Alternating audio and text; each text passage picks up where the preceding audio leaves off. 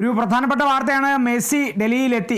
Argentinian football ഇതിഹാസം Lionel Messi അങ്ങനെ ഡൽഹിയിലെത്തിയിരിക്കുന്നു. പുകമഞ്ഞൊക്കെ കാരണം ആ വരവൊന്ന് തടസ്സപ്പെട്ടിരുന്നു. പ്രധാനമന്ത്രി നരേന്ദ്രമോദിയുമായി കൂടിക്കാഴ്ച അടക്കമുണ്ടായിരുന്നു.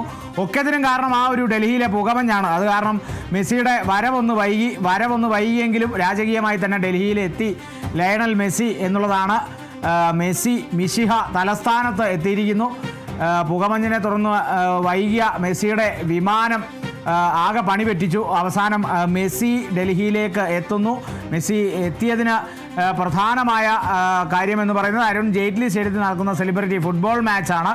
ആ ഫുട്ബോൾ മത്സരത്തിന് സാക്ഷിയാകാനാണ് ലയണൽ മെസ്സി എത്തുന്നത്. വലിയ ചടങ്ങാണ്. Indian chief justice, army chief, Argentina ambassador തുടങ്ങിയവരൊക്കെ പങ്കെടുക്കുന്ന ഒരു പരിപാടിയാണ്. ഈ പരിപാടികൾക്കൊക്കെ ശേഷമാണ് രാത്രിയോടെ മെസ്സി തിരികെ പോവുക. നേരത്തെ പ്രധാനമന്ത്രിയുമായി കൂടിക്കാഴ്ച നടത്തുമെന്നുള്ളതും കൂടി ഉണ്ടായിരുന്നു. അത് ഒരു 20 മിനിറ്റ് കൂടിക്കാഴ്ചയായിരുന്നു പ്ലാൻ ചെയ്തിരുന്നത്. ആ 20 മിനിറ്റ് കൂടിക്കാഴ്ച അത് റദ്ദാക്കി. പിന്നീട് പ്രധാനമന്ത്രി ഇപ്പോൾ ജോർദാനിലേക്ക് പോയിരിക്കുകയാണ്. ത്രിരാഷ്ട്ര സന്ദർശനത്തിനായി നരേന്ദ്രമോദി പോയിരിക്കുകയാണ്. എന്തായാലും മെസ്സി എത്തിയിരിക്കുന്നു. ആ കൂടിക്കാഴ്ചയില്ല. അതിന് പകരം ഈ ഒരു ചടങ്ങിൽ പങ്കെടുത്ത ശേഷം ഫുട്ബോൾ ആരാധകരുടെ, അർജന്റീനിയൻ ആരാധകരുടെ മിശിഹ തലസ്ഥാനത്ത് അല്പസമയം ഈ പരിപാടികൾക്കൊക്കെ പങ്കുചേർന്ന ശേഷം ആ പരിപാടിയും മത്സരവും ഒക്കെ ഒന്ന് കണ്ട ശേഷം ഈ തിരികെ പോകുമെന്നുള്ളതാണ്. 13-ാം തീയതിയാണ് മെസ്സി വന്നത്. കൊൽക്കത്തയിലെത്തിയ സാഹചര്യങ്ങളൊക്കെ നമ്മൾ കണ്ടതാണ്. അവിടെ മെസ്സിയുടെ വരവ് വലിയ രീതിയിലൊരു കലാപാന്തരീക്ഷം ഉണ്ടാക്കി എന്നുള്ളത് അതിൻ്റെ ദൃശ്യങ്ങളടക്കം ഭയങ്കരമായി പ്രചരിച്ചിരുന്നു. അതിൻ്റെ സംഘാടകൻ അറസ്റ്റിലാകുന്ന സാഹചര്യമുണ്ടായി. അയാളെ റിമാൻഡിലാക്കപ്പെടുന്ന സാഹചര്യമൊക്കെ തന്നെ ഉണ്ടായി.